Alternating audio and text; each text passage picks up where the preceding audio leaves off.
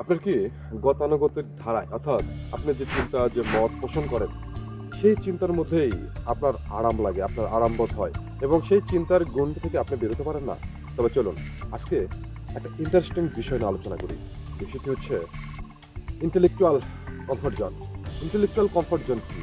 দেখুন, আমরা যে ধারণা, যে মতের মধ্যে বড় হই, তার বাহিরে গিয়ে আমরা আর চিন্তা করতে পারি না। বা আমরা নিজেকে চ্যালেঞ্জ ছুড়ে দিতে পারি না, জি আসলে এটা ঠিক নয় বা এটাই চূড়ান্ত, এটা আমরা ধরে নেই। অর্থাৎ আমরা আমাদের বিশ্বাসের মধ্যে সীমাবদ্ধ থাকি, আমাদের ধারণার মধ্যে সীমাবদ্ধ থাকি এবং তার থেকে বেরোতে চায় না। অন্য কোনো জ্ঞান অর্জনে বা অন্য কোনো মতের সঙ্গে আমাদের চ্যালেঞ্জ ছুড়ে যে নিজেকে পরিশুদ্ধ করে নেব সেদিকে এগোতে পারি না। আধ্যাত্মিক দৃষ্টিকোণ থেকে এটাকে বলা হচ্ছে সূক্ষ্ম ইগো বা সূক্ষ্ম আমিত্ব বা অহংকার। যে অহংকার আমাকে সেই চক্রের মধ্যে ঘুরে বেড়ায়, যে চক্র থেকে আমি আর বেরোতে পারি না। অর্থাৎ আমি যদি নিজেকে প্রশ্ন ছুড়ে দিতে না পারি, আমি যদি নিজেকে চ্যালেঞ্জ করতে না পারি, আমি যদি আরো নতুনত্বের সন্ধানে না যেতে পারি, শুধু গতানুগতিক এই বাধা ধরা নিয়ম বা যে মতবাদের মধ্যে আমি বড় হচ্ছি বা যে মতবাদ আমি ভিতরে লালন করছি, সেখানে আমি আনন্দ পাচ্ছি।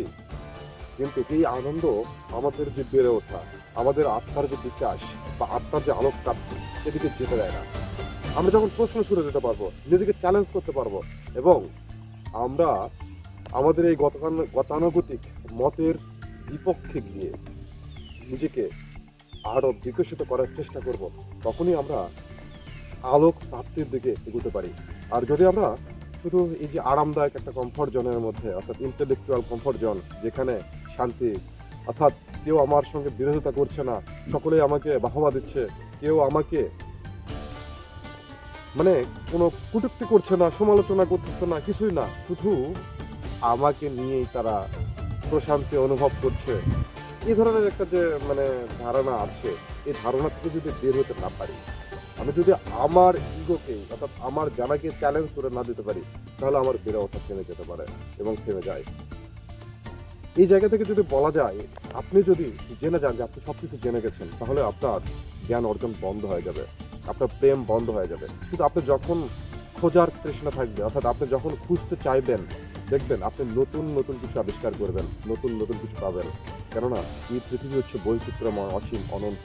আর এই অনন্তকে জানা আসলে একটা মানুষের কাছে হয়তো সম্ভব নয়, কিন্তু আমরা যদি প্রতিনিয়ত এগোতে থাকি, আমরা যদি সত্যকে ধারণ করার চেষ্টা করে থাকি, তাহলে দেখবেন আলোক প্রাপ্তির যে কিরণ তা আপনাকে আরো আলোকিত করছে, আপনাকে একজন প্রফুল্ল মানুষ, একজন প্রশান্ত মানুষে পরিণত করছে। তাই আসুন এই ইন্টেলেকচুয়াল কমফোর্ট জোন থেকে বেরিয়ে আমরা একটা নতুন দিশার চেষ্টা করি, আমরা একটা নতুন দিশাকে আবিষ্কার করার চেষ্টা করি, একটা নতুন দিশাকে পাওয়ার প্রচেষ্টা করি।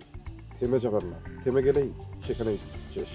আর যেখানে আপনি ছুটতে থাকবেন, হাঁটতে থাকবেন, আপনি নতুন নতুন অনেক কিছু আবিষ্কার করতে পারবেন, অনেক কিছু জানতে পারবেন, অনেক কিছু বুঝতে পারবেন।